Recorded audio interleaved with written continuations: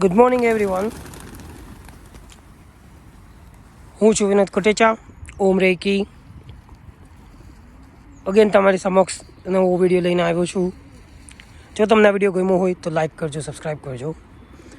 આજે અહીં અમે લંડનના પાર્કમાં બર્ડ ફીડ માટે આવ્યા છે. As you can see the lots of pigeon and it's currently here between -2 to 4. So you can expect hardly anyone will come out to feed the birds. તો લોકો જેમ આપણને જરૂરિયાત છે ખોરાકની, એવી રીતે આને પણ જરૂરિયાત છે. પણ અહીંયા કહેવાનો ભાવાર્થ એવો થઈ રહ્યો છે કે જેમ મારા ગયા વિડીયોમાં મેં કહેલું, ઉપરવાળો બધાનું ધ્યાન રાખે છે.